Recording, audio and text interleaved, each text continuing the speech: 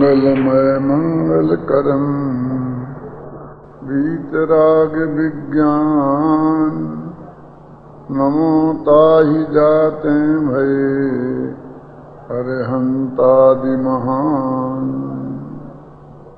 करि मंगल करियो महान ग्रंथ करन को काज जाते मिले समाज सबे निज पद राज।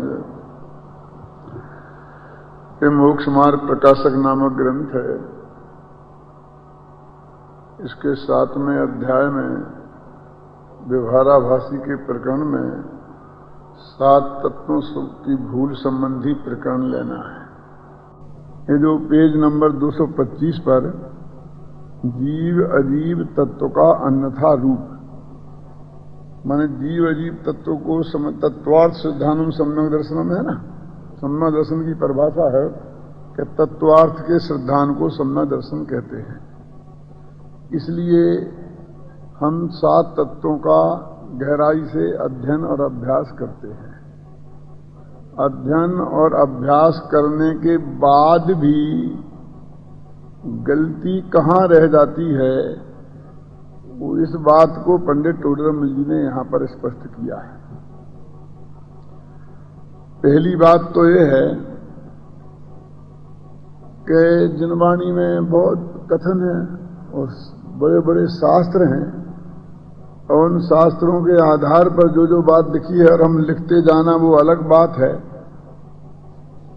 और ये बात किसी शास्त्र में नहीं लिखी, वो शास्त्र देख के पंडित टोडरमल जी ने नहीं लिखी है। ये उनका मौलिक चिंतन है। मौलिक चिंतन नहीं है बल्कि विद्वत जन का गहरा अंतर निरीक्षण है। कल जो मैंने आपको पढ़ के सुनाया था ना, वो तो बाही का निरीक्षण था। भक्तों की बाही पोजीशन क्या है, दान देने वालों की बाही में स्थिति क्या है। तो अंतिम एक बात कहा था, शास्त्रों का अध्ययन करते हैं तो बाँच जाते हैं, दूसरों को सुना देते हैं, सुन लेते हैं, रट लेते हैं। अब उसकी बारीकी में बात करते हैं कि ऐसे लोगों का कहाँ गलती रह जाती है। यदि वो जीव अजीव तत्व पर घंटों व्याख्यान करें और बड़े से बड़े विद्वान सामने बैठे हों तो एक गलती उनकी नहीं निकाल सकता है, इतना बढ़िया व्याख्यान करें। फिर भी वे कुछ भी नहीं समझते तत्व के बारे में। अब वो कोई विद्वान उनकी गलती नहीं निकाल पाए और पंडित टोडरमल जी ने बैठे बैठे पकड़ ली उनकी गलती कि कहां गलती रह जाती है। पर एक की नहीं, अनेकों की। पर अपने जमाने में जो उनके सामने थे अकेले उनकी नहीं, उनके 250 बरस बाद जो पंडित होंगे उनकी भी, कि कहां गलती करेंगे वो पहले से जानते हैं। ये जो रोड होता है, रोड पर गाड़ियां दौड़ती हैं, तो जो ट्रैफिक के विशेषज्ञ होते हैं वो बहुत अच्छी तरह जानते हैं कि एक्सीडेंट कहां होंगे। ये तो यहां तक चिन्हित कर देते हैं कि ये एक्सीडेंट एरिया है, और लिख देते हैं कि ये एक्सीडेंट एरिया है तो यहां पर गाड़ी सावधानी से चलाई जाए बार बार बार बार। और कहां सावधानी का बोर्ड लगाना कि आगे टेढ़ा मोड़ आएगा, वो सब उनके ख्याल में है। ऐसे पंडित जी को एक ख्याल में है कि जब कोई पंडित भविष्य में भी पढ़ेगा तो वो कहां चूक जाएगा वो पहले से ही बता देते हैं। देखो, पहली बात, जिन शास्त्रों से जीव के त्रिशिष्टावरादि रूप तथा गुणस्थान मागणादि रूप भेदों को जानता है, अजीव के पुद्गलादि भेदों को और उनके वर्णादि विशेषों को जानता है, परंतु अध्यात्म शास्त्रों में भेद विज्ञान को कारणभूत वह वीतराग दशा होने को कारणभूत जैसा निरूपण किया है वैसा नहीं जानता। पहली बगैर तो क्या होती है कि एक दो पॉइंट हैं, एक जिन शास्त्र और एक पहली पंक्ति में है जिन शास्त्र और तीसरी पंक्ति में है अध्यात्म शास्त्र, है ना। आप अपनी किताब में देखें, पहली पंक्ति में है जिन शास्त्र और तीसरी पंक्ति में है अध्यात्म शास्त्र। तो उन्होंने जैन शास्त्रों के दो भेद कर दिए, एक तो कॉमन नाम ही रखा जैन शास्त्र और दूसरा एक अलग से किया अध्यात्म शास्त्र नाम रखा। अब वो क्या कहते हैं कि जिन शास्त्रों में, जिन माने जैन माने जिनेन्द्र भगवान के द्वारा कही हुई वाणी के अनुसार जो शास्त्र लिखे गए, या अपन जिन उन ऐसा जिन नहीं है जी। जिन शास्त्रों से में जीव का वर्णन बहुत है, तो क्या वर्णन है कि जीव अनेक प्रकार के होते हैं, जीव संसारी और मुक्त दो प्रकार के होते हैं, त्रिश और स्थावर दो प्रकार के होते हैं, त्रिजीव 4 प्रकार के होते हैं, स्थावर जीव 5 प्रकार के होते हैं, और बहुत बहुत विस्तार से वर्णन है। तो कहते हैं वो जीव के तिस स्थावर आदि भेद और गुणस्थान मायगणा स्थान आदि विशेषों को जानते हैं। देखो भेद और विशेष में उन्होंने अंतर किया। तिस स्थावर आदि तो भेद हैं और गुणस्थान आदि विशेष हैं। यानी वो ये कहना चाहते तिस स्थावर आदि भेदों को जानते हैं माने वो जीव समास जानते हैं, समझे ना। और गुणस्थान मांगना गुणस्थान और मांगना जानते हैं। अब पूरा करुणानी योग उठा के देख लो, गोमर साहब जीव कांड और कर्म कांड, जीव कांड, तो इसमें जीवस्थान, गुणस्थान और मांगना स्थान के अलावा क्या है? अरे धबला महाधबला सब उठा के देख लो। तो पूरे सिद्धांत शास्त्रों के अध्येता हैं, ऐसा कहना चाहते हैं। और दूसरा पुद्गल के, तो पुद्गल के कहते हैं अजीब के पुद्गलादि भेद और वर्णादि विशेष,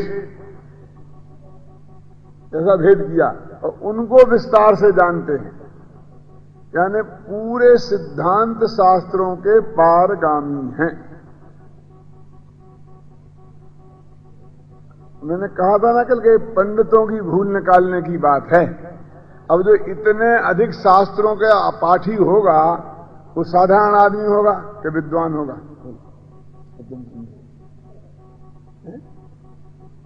यानी किनकी गलती बता रहा है वो?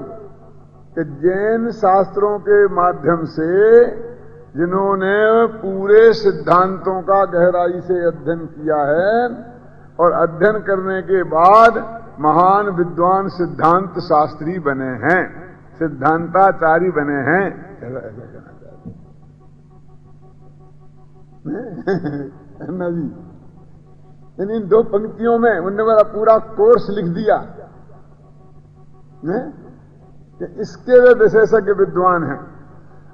जब पूज्य गुरुदेव श्री का उदय नहीं हुआ था उस समय यदि अभी हिंदुस्तान के पूरे क्षितिज पर विद्वत्ता के नाम पर यदि कहीं कुछ खोज की जाती तो दो ही तरह के विद्वान थे, या तो करुणानी योग के विशेषज्ञ और या न्याय शास्त्र के विशेषज्ञ।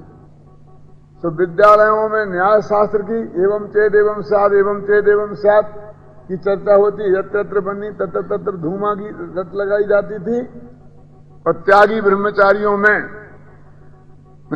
पंडितों उनमें साधु संतों में बस करुणानियों की कौन से गुणस्थान में कब क्या होता है, कौन सी प्रकृति का उदय बंध विच्छुत्ति होती है, इसका ही वर्णन चलता है। और थोड़ा बहुत चरणानियों का स्वाध्याय, क्या खाना चाहिए और क्या नहीं खाना चाहिए और क्या पीना चाहिए, पर इसके अलावा जैन धर्म में विद्वत्ता के नाम पर कुछ नहीं था। और ऐसा नहीं कि पूज्य गुरुदेव के उदय के बाद में वो समाप्त हो गई हो। इनने अपना अध्यात्म की धुन अलग दमाई और उधर वो धारा भी बहुत तेजी से चलती रही।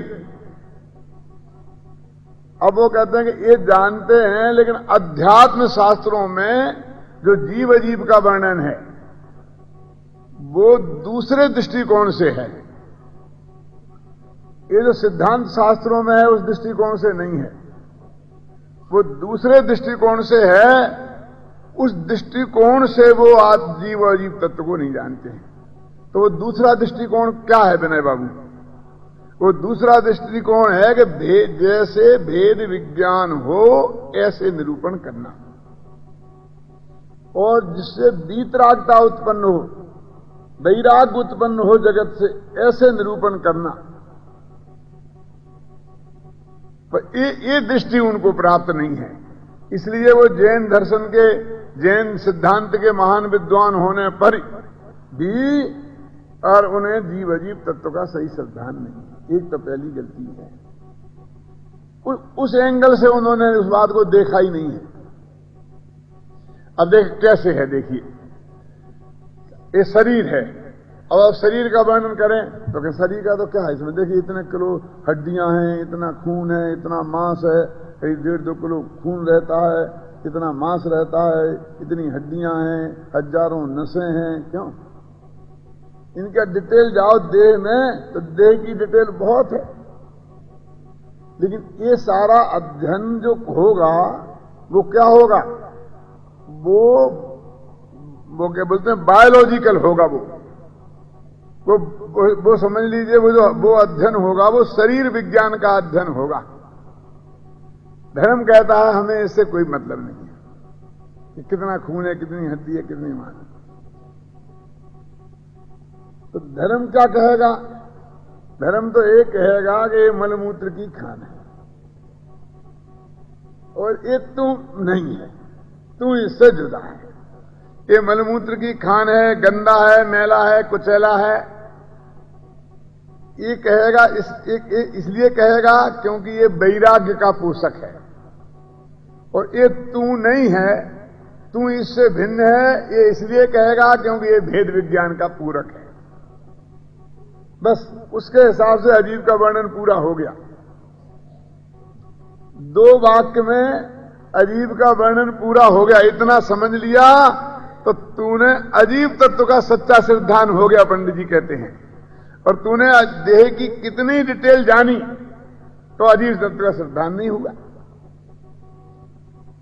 ऐसे ही जीव तत्व के सिद्धांत में गुणस्थान मांगना, स्थान आदि विशेष न जाने, स्थावर आदि भेदों को न जाने, तो भी यदि ये जाना कि मैं ज्ञानानंद स्वभावी हूं, और ये राग देश मोह के भाव जो आत्मा में दिखाई देते हैं वे मैं नहीं हूं, और स्त्री पुत्रादि तो मेरे कभी हुए ही नहीं हैं और न कभी होंगे। ये तो सब धूर्तों की टोली है। तो ये राग तेरे को नरेंद्र गोद में लेने जाने वाला है। तो इतना जाना तो तूने जीव तत्व को सही जान लिया। ये भी जीव हैं, ये भी जीव हैं, ये भी जीव हैं, ये जानने की जरूरत नहीं है। ये मैं नहीं हूं, ये जीव हैं फिर भी मैं नहीं हूं। मेरे लिए तो ये अजीब जैसे ही हैं। ये जानना वो भेद विज्ञान का कारण है और वैराग का कारण है। क्यों? ऐसी बात तो नहीं है कि सभी बेटे, सभी परिवार वाले धूर्तों की टोली होती है शांतिलाल जी। कईयों के बहुत अच्छे भी होते हैं।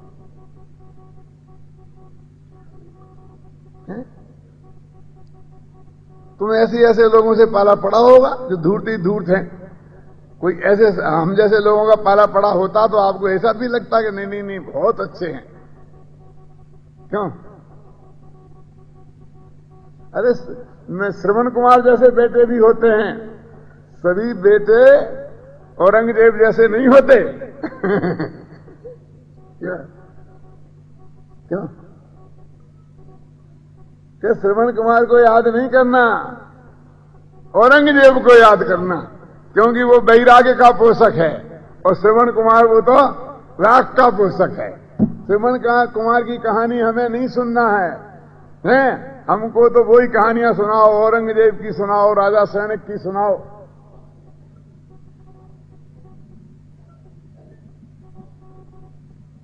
रमेश जी ख्याल में है ना बात?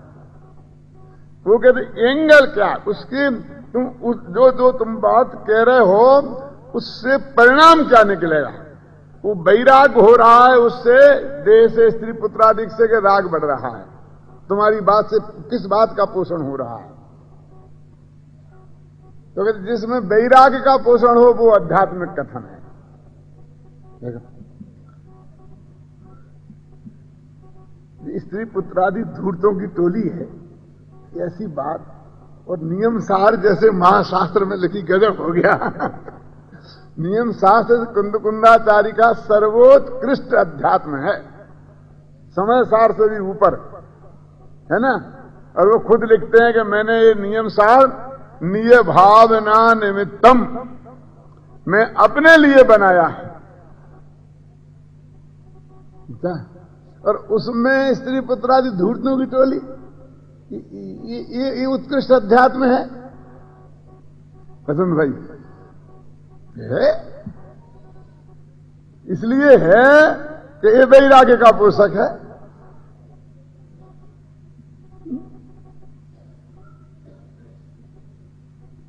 तो जो भेद विज्ञान का पोषण करे और जो वैराग्य का पोषण करे, ऐसा कथन तो अध्यात्म के शास्त्रों में ही होता है और उन पर उसका वजन नहीं है।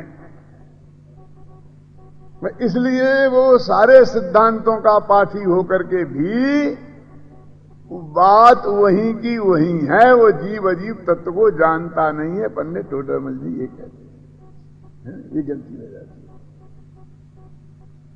बहुत मार्मिक बात है कि उस बात की डिटेल कितने जाने, उससे क्या फर्क पड़ता है। जो उसे जानने का जो असली प्रयोजन है,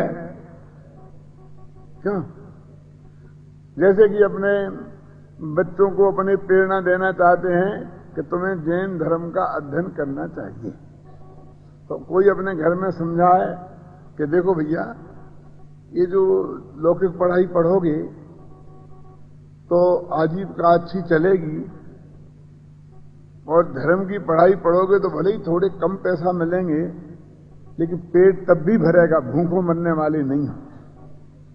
और वहां भी सिर पे बांध के कोई ले नहीं ले गया है, और सोने चांदी की रोटियां करोड़पति भी नहीं खाते हैं, वे भी वही गेहूं आटा दाल ही खाते हैं। तो आटे में घाटा तुम्हें भी नहीं रहेगा। और अनंत भव का अभाव करने की ये विद्या है। जैसे जतीश भाई अभी बता रहे थे ना आपको, वही एक भव दे दो, अनंत भव दिए ना, एक भव आत्मा के कल्याण के लिए दे दो। एक हम ये समझाएं और दूसरा ये भी समझाएं कि देखो भैया तुम जाओ, जयपुर जाना है पढ़ने, लेकिन बताओ फिर करोगे क्या, फिर खाओगे क्या, फिर भी मास्टरी करते फिरोगे कि कहीं पंडिताई करते फिरोगे। जैसे पंडिताई करना कोई बहुत छोटा काम हो, आपको यहां बैठना हो ना मोतीचंद जी, तो कम से कम 11,000 लगेंगे, और पंडित हुकुमचंद को 1 पैसा नहीं लगता है। छोटा काम समझते हैं इसे आप?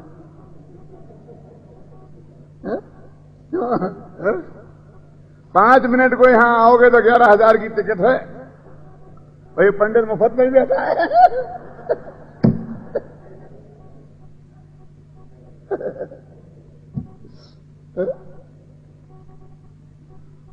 करे साहब तो इसमें क्या है, मान का तो मान के पीछे तुम मेरे जा रहे। मनुष्य गति में मान नहीं होता क्यों? तो यही मोक्ष होता। श्रीमत ने लिखा कि नहीं लिखा? तो इसमें कम मान है? मैं आपसे पूछता हूं, जितना मान सम्मान एक विद्वान को मिलता है, उतना आप अरबों रुपया खर्च करके प्राप्त नहीं कर सकते। और वो जो आर्टिफिशियल होता है, जो आपको मिलता है और हमें मिलता है, वो सच्चे दिल से होता है। हम लोगों के हृदय में बसते हैं। तो ये कहना, ये अध्यात्म है, ये अध्यात्म है। अपनी प्रशंसा कर रहे और हमारी निंदा कर रहे। ये अध्यात्म है। हाँ, ये अध्यात्म है। क्यों कि इससे आपको संसार से वैराग्य हो, संसार की विद्या मत पढ़ो, मोक्ष की विद्या पढ़ो, तुमको ये मोक्ष की विद्या पढ़ने की प्रेरणा मिलती है। इसलिए ये अध्यात्म है? और यहां क्या रखा है? और मिलेगी तो रूखी तनख्वाह मिलेगी। और यदि वहां जाओगे, कहीं थानेदार हो गए, पुलिस इंस्पेक्टर हो गए, तो तनख्वाह तो चाय पानी की बराबरी नहीं है। क्या ऊपर की इतनी इनकम होती है कि तनख्वाह की तो कोई कीमत ही नहीं है। ये काय का उपदेश है? बोल, ये चोरी करने का उपदेश है कि नहीं है? राजस्थान में एक कंजर नाम की जाति है, इस मेवाड़ में बसती है। उसका मालूम क्या पेशा है मुकुंद भाई? चोरी करना उसका पेशा है। वहां तब तक किसी लड़के की शादी नहीं होती है, कोई लड़का को लड़की नहीं देता है, जब तक कोई वो बड़ी चोरी करके ना बताए। तो बड़ी चोरी करके जब उसका प्रूफ देता है, तब कोई उसे लड़की देता है। कमाऊ बेटे को सब लड़कियां देते हैं। जब पुलिस का बहुत ज्यादा दबाव पड़ता है पंजरों पे, तो वो मिलकर के दो आदमियों को दे दे पुलिस वालों को, ये चोरी, इनने चोरी की थी, ये माल पकड़वा देते हैं, केस चलता है, उन्हें जेल हो जाती है। क्यों? पुलिस वाले कहते अब नहीं चलेगा, सबके हफ्ता बंदे रहते हैं, ऊपर से बहुत दबाव है, बहुत चोरियां होने लगी हैं, तो तुम्हें एक दो केस तो पकड़वाने पड़ेंगे, नहीं तो निकम्मी, हम पुलिस निकम्मी कहलाती है। तो वो दे देते हैं। वो बुड्ढे बुड्ढे आदमी होते हैं, वो जेल में जाते हैं। तो उनका मालूम क्या नियम है कि जब तक वो जेल में जाएगा तो उसको लिमिटेड तनख्वाह मिलती है उन लोगों की तरफ से। तनख्वाह तो मिलती ही है, और उस दरमियान जितनी चोरियां होंगी उन सब चोरियों में से हिस्सा भी मिलेगा। पुलिस वालों को नहीं, उस जेल में रहने वाले को, जो जेल में जाने को तैयार होता है। ऐसा है वहां। लोग अच्छा, ऐसी भी कोई जाति है और ऐसे भी लोग हैं जो चोरों को अपनी लड़कियां देते हैं जब तक चोरी करके नहीं आए। लेकिन ऐसे लोग कंजरों में ही नहीं, गांव गांव में है। घबराना नहीं। जब अपनी लड़की के लिए बर देखने जाते हैं तो क्या काम करते हैं, क्या कौन सी तरह सर्विस में है, क्या तनख्वाह है, कि तनख्वाह की क्या पूछते हो? तनख्वाह में तो चाय पानी की बात है। उसको ऊपर की इनकम 50,000 रुपए महीने की है। अच्छा, ठीक है, चलो ना, पक्की पक्की पक्की पक्की। ये क्या है? बोलो। ये चोरों को लड़की देना नहीं है। तो अपन कंजर से पीछे थोड़ी है। छाती पे हाथ रखकर विचार करके देख लेना। तूने ये कभी चुना है कि वो ईमानदारी से कितना कमाता है? कभी ये पूछा है कि तेरी इनकम टैक्स की फाइल कितने की है और कितना इनकम टैक्स भरता है? ये पूछा है? क्यों? मेरे कहने का आशय ये है कि 1920 से ही फर्क होगा प्रदीप जी। लेकिन इस दुनिया के लोगों का लगभग सब ऐसे ही ऐसे हैं। कहने का मेरा आशय ये है कि अध्यात्म वो उपदेश जो आप एक एक वाक्य बोल रहे हैं, कि आखिर तुम्हारा पंडित बन के करेगा क्या, खाएगा क्या? मैंने कहा पंडित कुछ खाते ही नहीं होंगे, पंडित तो भूखों ही मरते होंगे। हम क्या खाते हैं? तुम कुछ खाते पीते हो क्या? नहीं दिखते तो हो ही नहीं खाते पीते, जैसे ये गाल पे चक रहे। जब सेठों जैसी तोंद ना बढ़ जाए जब तक खाते पीते नहीं दिखते हैं तुमको। हम हवा थोड़ी खाते हैं, हम भी खाना खाते हैं भाई साहब। मेरे कहने का अर्थ है आपका एक ऐसा वाक्य उसको जैन धर्म के अध्ययन से विमुख करता है। ये महापाप है, अध्यात्म का महाविरोधी है। आपको इसकी कल्पना नहीं? मैं तो सब सत्य का ज्ञान है, ऐसे सत्य के ज्ञान की जरूरत नहीं। यही सत्य है। आत्मा त्रिकाली ध्रुव, वो सत्य नहीं है। ये सत्य नहीं है कि तुम आत्मा को नहीं समझोगे तो नरक निगोद जाओगे, ये भी सत्य है कि नहीं है? और आत्मा को समझोगे तो स्वर्ग मोक्ष मिलेगा, ये भी सत्य है कि नहीं है? कि वही सत्य है कि धर्म पढ़ोगे तो नौकरी नहीं मिलेगी, भाई यही सत्य है। धर्म पढ़ोगे तो मोक्ष जाओगे, ये सत्य नहीं है। कि हम तो सत्य बोलते हैं, हम तो सत्य बोलते हैं, बड़े सत्यवादी हरिश्चंद्र बने। यानी हमारे एक वाक्य का क्या अर्थ होता है और उसका क्या असर पड़ता है और उसका क्या आफ्टर इफेक्ट है, इस विचार के बिना कुछ भी बोलते हो अपने मन से। तो इसलिए कहते हैं कि इतना जैन शास्त्रों को पढ़ने के बाद भी तत्वार्थ श्रद्धान नहीं हुआ और सम्मा दर्शन नहीं हुआ, और कहते जीव अजीव तत्व का सच्चा श्रद्धान नहीं हुआ, क्योंकि उसे एंगल ख्याल नहीं है जिससे भेद भेद विज्ञान हो, पर उसमें से एकत्व बुद्धि टूटे, ममत्व बुद्धि टूटे, कर्तृत्व और भोक्तृत्व बुद्धि टूटे और पर से वैराग्य हो। वो जीव अजीव का कथन वो वास्तविक अध्यात्म का मर्म है, और वो नहीं जब तक होगा तब तक तत्वज्ञान नहीं। एक पॉइंट। अब दूसरी बात कहते हैं कि यदि ये जानना हो जाए तो फिर तो हमें जीव अजीव तत्व का सच्चा सिद्धांत हो गया। तब वो कहते हैं, देखो दूसरी पंक्ति अपन पढ़ते हैं, तथा किसी प्रसंग बस उसी प्रकार जानना हो जाए। उसी प्रकार माने जैसा आप कह रहे हो, माने भेद विज्ञान हो और वीतरागता हो, ऐसा जानना हो जाए। कैसे हो जाए? प्रसंग बस माने रुचि पूर्वक तो नहीं, प्रयत्न पूर्वक तो नहीं, उसके लिए कुछ कीमत चुकाकर तो नहीं। लेकिन क्या करें, अभी हम समाज के प्रेसिडेंट बन गए हैं, मंत्री बन गए हैं संस्था के, तो अभी ये शिविर चल रहा है, तो हमारी ड्यूटी तो है ना कि शुरू से अंत तक रहना, वो सब संभालना देखना। अरे पंडित की आदत खोटी है, बार बार नाम लेता है, पूछता है फलाने आए कि नहीं आए, अब बैठना पड़ता है।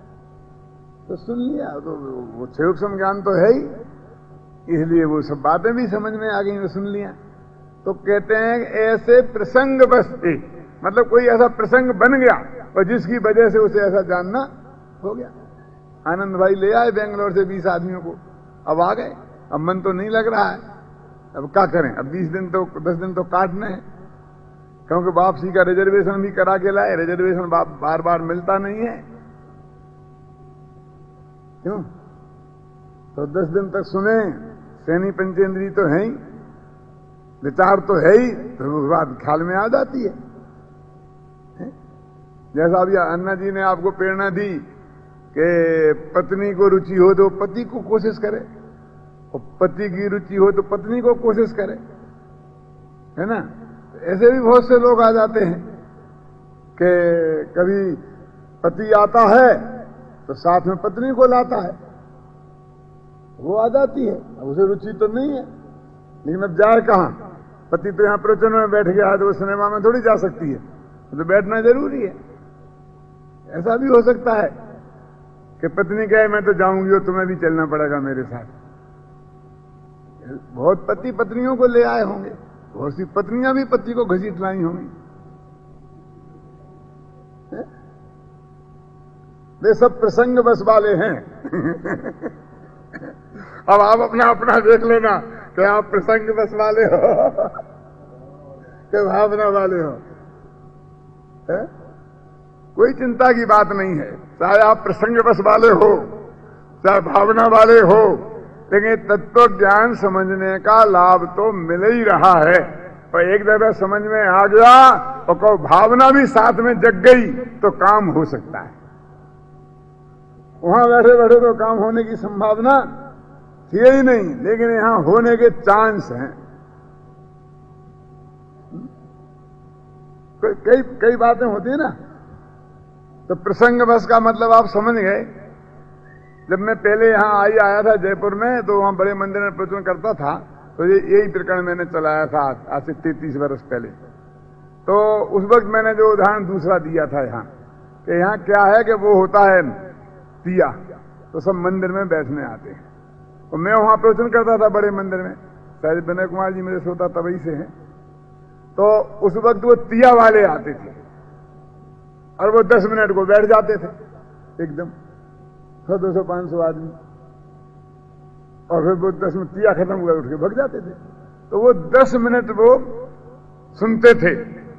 तो मैं भी समझता था ये प्रसंग बस वाले हैं, तो मैं भी थोड़ा प्रासंगिक बोलता था क्योंकि जो मेरी गहरी चर्चा चल रही थी उसे तो उनकी समझ में कुछ आएगा नहीं, इसलिए मैं कि ये लोग जब तक बैठे हैं तो तब तक मैं ऐसी बात बोलता था कि उतना ही मिनट में इन्हें कुछ पल्ले पड़ जाए है?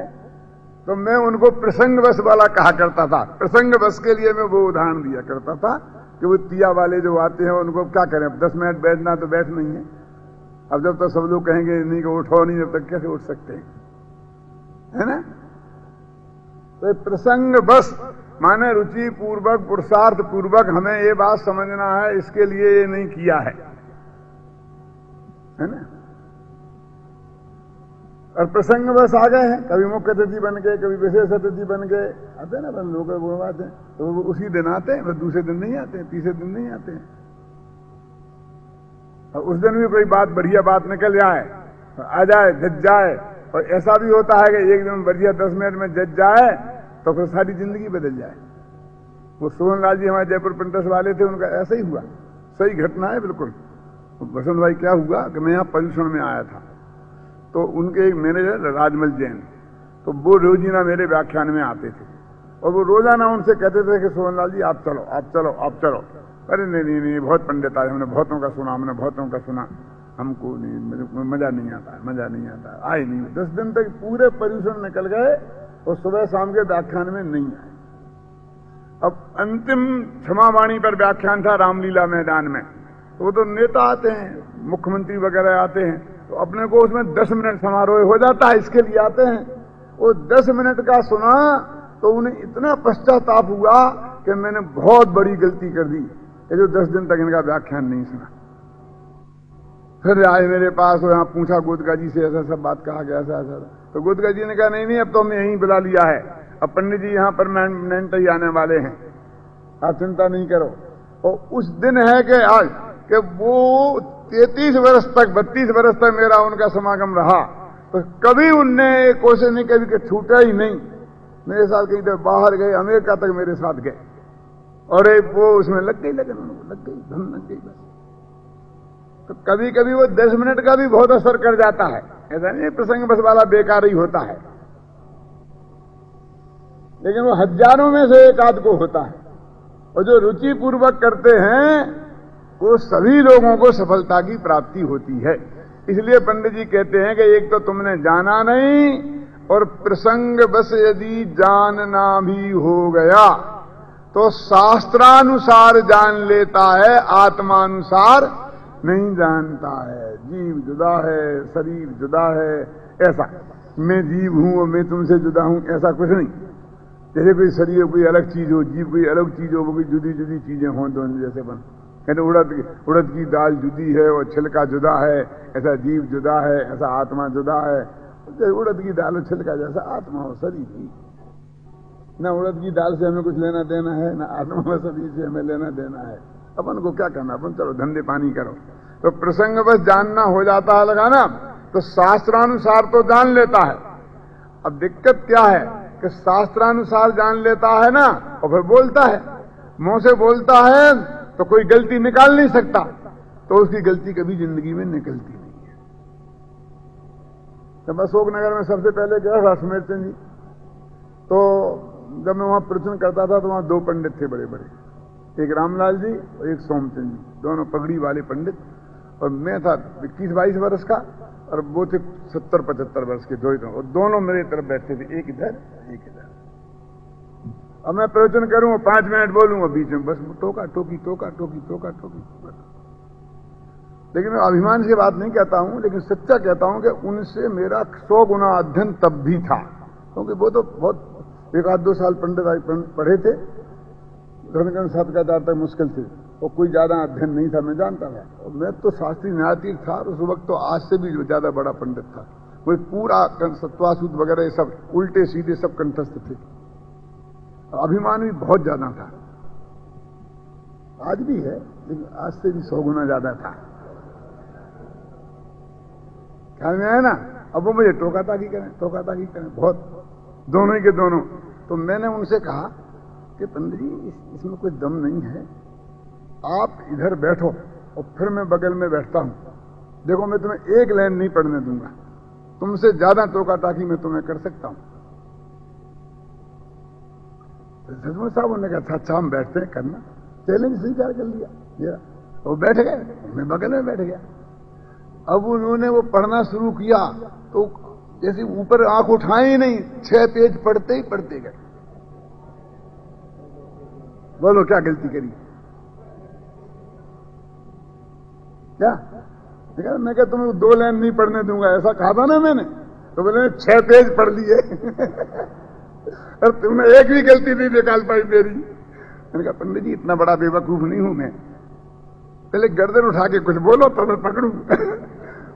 इस शास्त्र की बात तुम बोल रहे हो तो उसमें पकड़ के गलती निकाल के मुझे शास्त्र से थोड़ी लड़ना है।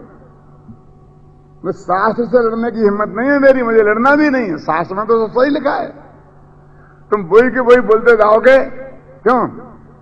उन्होंने बोला मान लो कि रत्न सरकरा प्रभा, भ्रूम प्रभा, पंक प्रभा, ये 7 नरक हैं। अब मैं इसमें क्या बोलूं? ये कहूं कि 7 नहीं 8 होते। तुम अपनी तरफ से 2 वाक्य बोलो, फिर देखो मेरा तुम कमाल। तो ऐसे बोलता हूं, शास्त्रानुसार जान लेना। वो जिंदगी भर बोले और कोई आदमी एक अक्षर गलती नहीं पकड़ पाए, और फिर भी वो उसकी पकड़ में तत्व नहीं आया हो, ऐसा हो सकता है। शास्त्रानुसार जान लेता है, लेकिन गड़बड़ी कहां रहती है देखो।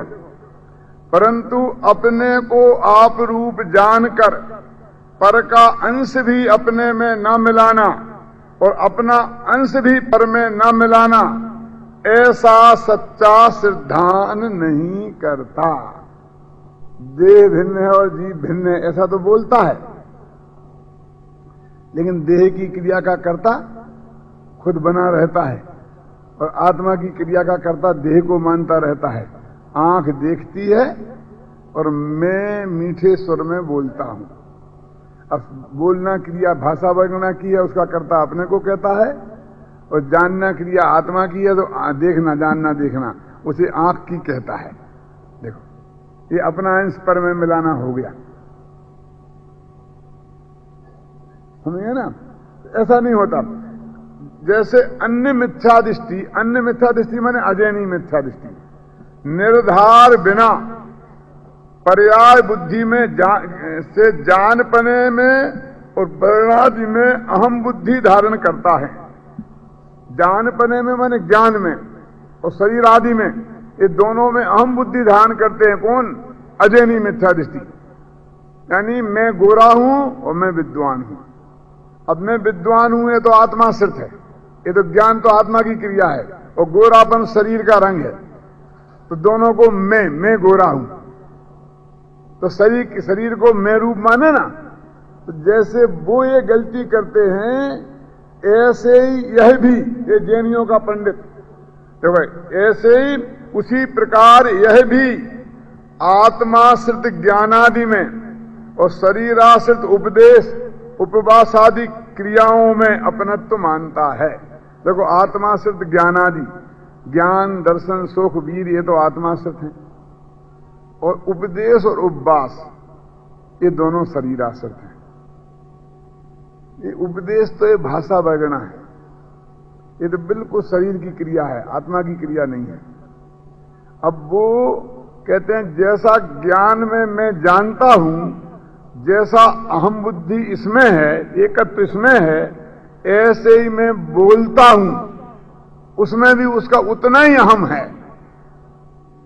और मैं उपवास करता हूं, मैंने भोजन नहीं किया इसमें, तो इन तीनों में एक सा अहम है। इसका मतलब यह है तो उसे जीव अजीव का भेद विज्ञान नहीं है। देखो अब कितनी सी बात है, सीधी सरल बात, मैं समझता भी हूं और समझाता भी हूं। पढ़ता भी हूं और पढ़ाता भी हूं। बोलते कि नहीं बोलते हैं? बहुत से लोग ऐसे होते हैं कि समझ सकते हैं लेकिन समझा नहीं सकते हैं। समझना अलग है और समझाना अलग है।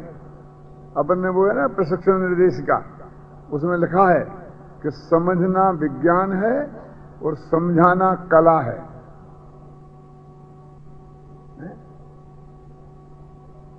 और हम भले ही जानते हो लेकिन वांछित विषय पाठकों के गले उतार देना आसान काम नहीं है। मैंने समझना आसान काम है और समझाना आसान काम नहीं है। बहुत से लोग समझते हैं और समझा नहीं सकते। होता कि नहीं होता? तो वो कहता कि मैं ऐसा हूं कि समझता भी हूं और समझाता भी हूं। और समझने से समझाना कठिन है धन कुमार जी। वो तो इसलिए बता रहे कि समझाना कठिन क्यों है? क्योंकि वो परद्रव्य की क्रिया है, वो भाषा भरना का कार्य है ना। और समझना क्यों है सरल? क्योंकि वो ज्ञान की क्रिया माने आत्माश्रित क्रिया है। तो स्वाधीन क्रिया सरल होती है और पराधीन क्रिया कठिन होती है। वो तो इस दृष्टि से कह रहे थे। तो वो कहता है कि देखो मैं सरल काम भी कर लेता हूं और कठिन भी कर लेता हूं। क्या बोलते आप समझे ना? मैंने वो समझाने जैसा कठिन काम मेरे जैसा समझाने वाला नहीं मिलेगा अरुण भाई आपको। इसका अभिमान होता है कि नहीं होता है?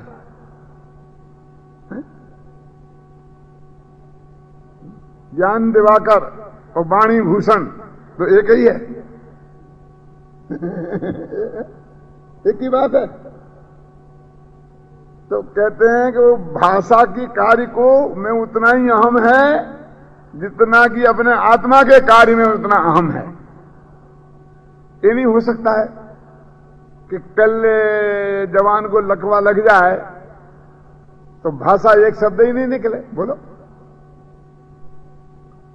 अरे दिमाग ठीक रहे तो ज्ञान का उतना विद्यमान है। तो यदि वो भाषा से आत्मा का कोई संबंध होता तो जवान को लकवा लगने से वो ज्ञान भी कम हो जाता, लेकिन ज्ञान कम नहीं होता। इससे सिद्ध होता है कि ज्ञान अलग चीज है, वो आत्मा की चीज है और ये भाषा पुद्गल की चीज है। और इन दोनों में वो एक सा कर्तृत्व मानता है। और उपवास आदि वो तो बहुत ही अलग बात है। ये उपवास आदि में बहुत बहस होती है। ये उपदेश में आगे बहस नहीं की और उपवास में अभी आगे जाओगे तो निर्जरा तत्व में 3 पेज की बहस है। क्या? क्योंकि उपवास को जड़ की क्रिया कही, ये लोगों को बर्दाश्त नहीं होती है। क्यों? देखा, समझना ये तो सबको समान है। श्रोता, वक्ता, तपस्वी, मुनिराज, गृहस्थ सबको है ना। लेकिन जो समझाना ये पांडित्य है, ये पंडित का काम है, विद्वान। तो समझाने का कर्ता अपने को मानना ये पांडित्य के अभिमान पे चोट है, समझ में ना। और उपवास आदि का कर्ता अपने को मानना ये तपस्वियों के तपस्या करने के अभिमान पर चोट है। कहें क्यों सा 8 उपवास किए और अपने को महान तपस्वी समझता और सभी भोगों के भिखारी और ऐसे और वैसे। मैं देखो अपने 8 दिन के उपवास किए और ये किए और वो किए। जो अभिमान हुआ ना और उस पर चोट की कि वो तो जड़ की क्रिया है, तूने क्या किया? इस शरीर को सुखाया, इससे आत्मा का क्या हुआ? ऐसी कह दो, फिर देखो कल मिला उठता है वो। अरे समझाने में क्या है, तो भाषा बढ़ाने का काम है। तूने क्या किया? तो पंडित तिल मिला उठेगा और वो नहीं होता। तो उपवास के मामले में तपस्वी लोग तिलमिला पढ़ते हैं और उसमें बहस करते हैं, अच्छा उपवास जड़ की क्रिया है। अरे भाई साहब, उपवास तपश्चर्या है, तपश्चर्या। उसे तपसा निर्जरा, उस तप से निर्जरा होती है। कर्म निर्जरा होने से मोक्ष होता है और तुम उसे जड़ की क्रिया कह रहे हो। लिखा लिखा ना यहां जड़ की क्रिया। यही तो झगड़ा है। देखो आत्माश्रित ज्ञानादि में और शरीराश्रित उपदेश उपवास आदि क्रियाओं में अपनत्व मानता है कि मैंने किया। अब क्या कहे, तूने उपवास किया ही नहीं, वो तो जड़ की क्रिया है। क्या क्या कह रहे? कि तेरा वो अनाज के दाना को तेरे पेट में जाना ही नहीं था। दाने दाने पे लिखा है खाने वालों का नाम। तो 8 दिन तक कोई दाने पर को तेरे पेट में जाएगा ऐसा लिखा नहीं था, इसलिए तू भूखा रहा। इसने क्या क्या कहा? तेरा धर्म भरम कुछ नहीं हुआ। समझ, ये सारा झगड़ा ही इस बात का है। मैं जयपुर की बात नहीं कहता हूं, क्योंकि जयपुर में तो मुझे रहना है। बंबई की कहता कि मैं बंबई जाता हूं 7 सितंबर को सुनने, तो वहां पर 8-8 दिन के उपवास करने वाले बहुत लोग होते हैं, और फिर वो पारणा करते हैं, और पारणा करते हैं तो मुझे ले जाते हैं कि पंडित जी आप चलो। और छोटी छोटी बच्चियां 10, 12, 15 वर्ष की, बेचारी कुछ समझती नहीं है, जीव अजीब तत्व का नाम नहीं सुना, भगवान के नाम नहीं, अब 10 दिन का 8 दिन का उपवास ठोक दिया। अब उनको पारणा देना है, अब मेरे से कहते हैं कि पंडित चम्मच ले लो और आप इसको पिलाओ, आहार दान में तो करूं। ये मेरे को तो बड़े बड़े मुनिराजों को भी आहार दान देने का सौभाग्य नहीं मिला है। इनको मैं आहार दान दूं, क्या दूं? और फिर कहते प्रवचन करो साथ में। मैंने कहा भैया प्रवचन मत कराओ। नहीं तो मेरा बंबई में आना भी संकट में पड़ जाएगा। कहाँ उपवास है? काय का उपवास? कैसा उपवास? लंघन के अलावा कुछ नहीं है। 2-4 किलो खत्म हो गया वजन, और क्या है? इससे ज्यादा कुछ नहीं है। ऐसा ही नहीं, मुमुक्षुओं में भी बहुत करते हैं। क्या बहुत आग्रह करते हैं, चलो चलो चलो चलो, अब क्या करें? तो और वहां मेरे कहने का अर्थ है, तब तो तुम जिसे तब कह रहे हो जिससे निर्जरा होती है, वो तब तो शास्त्रों में मालूम क्या लिखा? सम्यक दर्शन के और सम्यक ज्ञान के बिना चारित्र नहीं होता, और चारित्र के बिना तप नहीं होता। संयम में और तप में क्या अंतर है जानते हैं प्रवीण भाई? संयम माने मुनिराजों को जो जीवन में जो पालना अनिवार्य है उसका नाम है संयम, और जो पालना अनिवार्य नहीं है अपनी इच्छा से और एक्स्ट्रा जो उससे ज्यादा करे उसका नाम है तप। जैसे कि दिन में 1 बार भोजन करो, ये तो अनिवार्य है संयमी को, ये तप नहीं है, ये अनिवार्य है। ख्याल में है ना? तो अनशन रोजाना करना, एक माने एक आसन करना, वो तो अनिवार्य है। एक दफे भोजन करना, वो तो अनिवार्य है। ये सारी है चौथी प्रतिमा में। अब उसको 3 उपवास करे तो वे अनिवार्य नहीं थे, तो उसने अपनी इच्छा से करे तो फिर वो तप कहलाएंगे। समझे ना? इसको हम ऐसा समझ सकते हैं कि जो कंपलसरी सब्जेक्ट है एक होता है ना, एक होता है ऑप्शनल सब्जेक्ट। अथवा ऐसा समझ लो कि अपन ने कहा इस संस्था के आपको मेंबर बनना है, उसका 101 रुपया मेंबरशिप की फीस है, तो वो 101 रुपया तो चंदा है, और उससे ज्यादा तुम दो तो वो दान है। वो 101 दान नहीं है, तो वो तो अनिवार्य हो गया ना।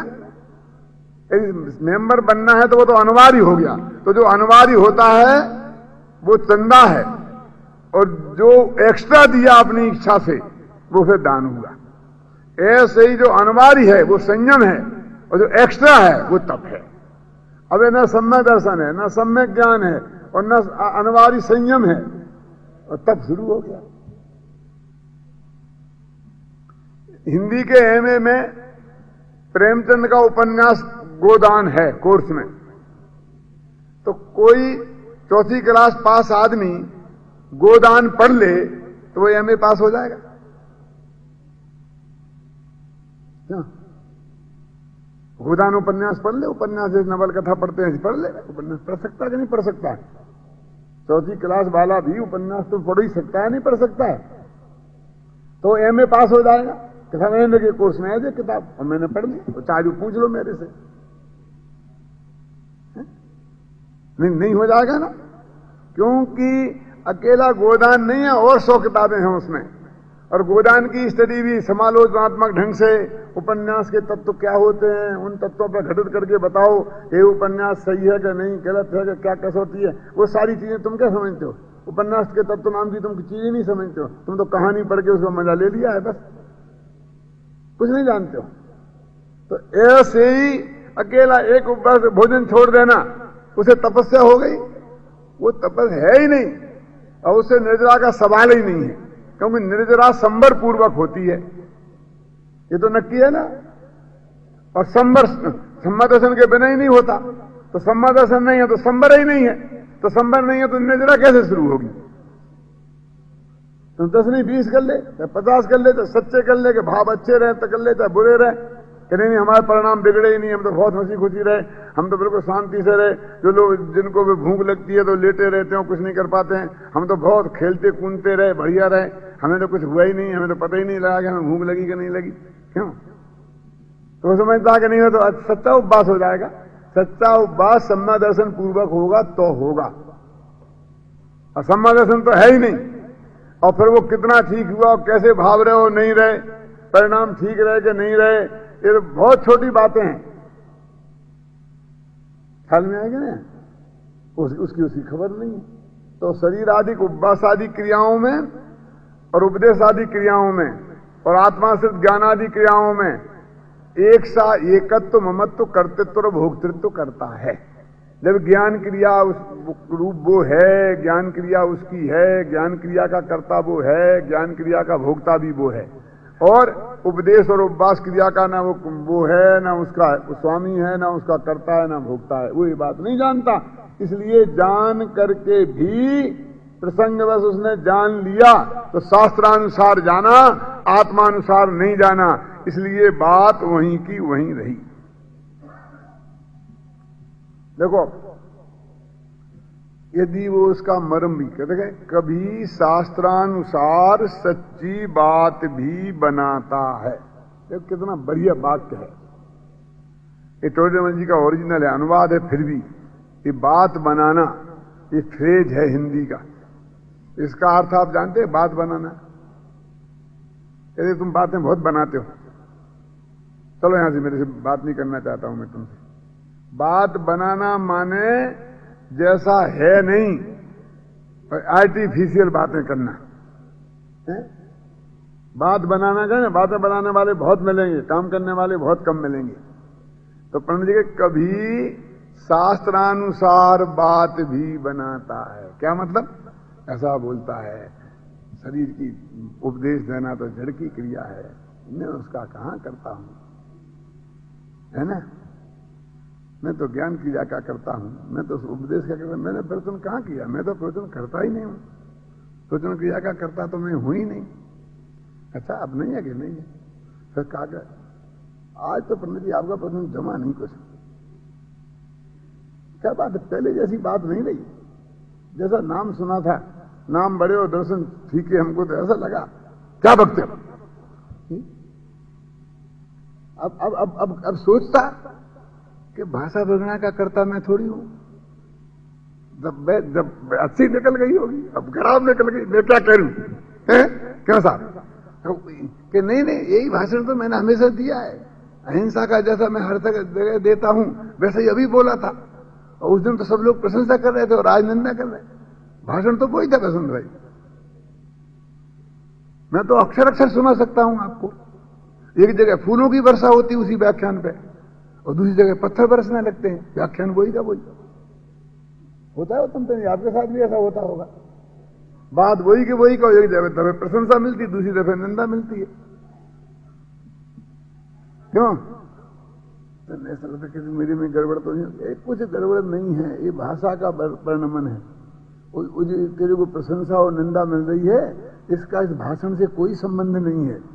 वो तेरे यशस कीर्ति नाम कर्म के उदय के अनुसार, जब यशस कीर्ति नाम कर्म का उदय होता है तो प्रशंसा होने लगती है, और जब अपयश कीर्ति नाम कर्म का उदय होता है तो निंदा होने लगती है। कैसे होने लगती है? कि एक दफे आपने व्याख्यान सुना अहिंसा का मेरा, तो आपको याद रह गया, अब दूसरी जगह बोला तो हूँ बहू मैं भूल गया। अब यदि मेरा यशस कीर्ति कर्म का उदय है तो आप गजब है, अरे मैंने ऐसा पंडित नहीं देखा, अक्षर अक्षर, कोमा फुल स्टॉप वैसा ही का वैसा, वो ही लहजा एकदम। क्या है ऐसा आदमी नहीं देखा मैं, एकदम ऐसा रिपीट कर दी जैसे हो जाए। तो दूसरी तरफ अरे रट्टू तोता है, एक व्याख्यान रट लिया ऐसे ठोका करता है। देखो वही व्याख्यान को एक जगह उससे अपयश मिलता है और एक जगह यश मिलता है। एक ही सभा में एक व्यक्ति उसी बात की प्रशंसा करता है और एक व्यक्ति उसी बात की निंदा करता है। ये कहता है क्या का व्याख्यान है, दिन में खिल खिल खिल हे करते रहते हैं, ऐसा कहता है, ऐसे नहीं मिलते हैं। और ये कहते बिल्कुल प्रसन्न चित्त, हा आनंद आनंद, खुद प्रसन्न चित्त, सारी जनता भी प्रसन्न, एकदम आनंद आनंद।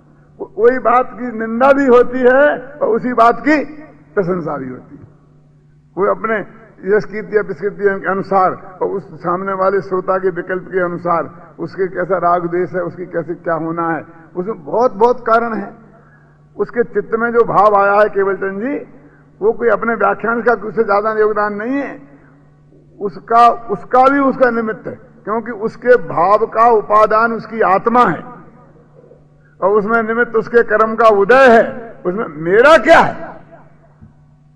तो उस भावों से हम अपने को क्यों नापना, लेकिन हम नापते हैं। चार आदमी प्रशंसा कर दें, यहां से हम घर तक पहुंचे, अरे साहब आज तो गजब हो गया, आज तो गजब हो गया, आज तो गजब हो गया। पहले कई दफे आपने ऐसा कहा था, लेकिन अब की बार जो मेरी समझ में आया, दिल खड़खड़ा, नींद अच्छी आ जाती है। और चार आदमी कहते हैं कि आज तो जमानी है, तो जमानी है, वो बात पहले जैसी नहीं रही है, पहले नहीं। यदि भाई कल से किसी दूसरे का रखना, फिर देखो रात भर की नींद हराम हो जाती कि क्या हो गया। क्यों?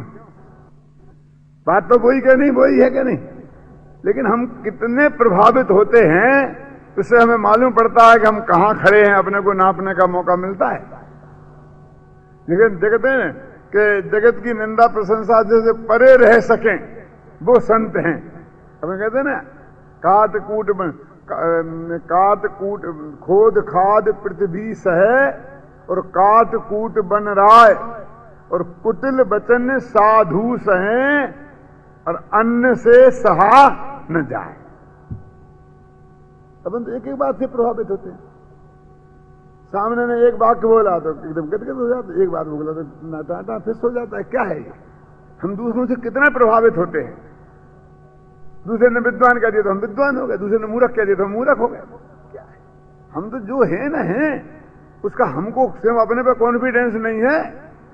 ये जगत का भाव जगत जाने, हम अपने में मगन हैं, ऐसी वृत्ति ज्ञानी की होती है। लेकिन इसको तो उसकी खबर ही नहीं है। इसलिए कभी सच्ची बातें भी बनाता है, लेकिन वो सच्ची बात का फल जैसा आना चाहिए वो आता नहीं। क्या आता है वो कल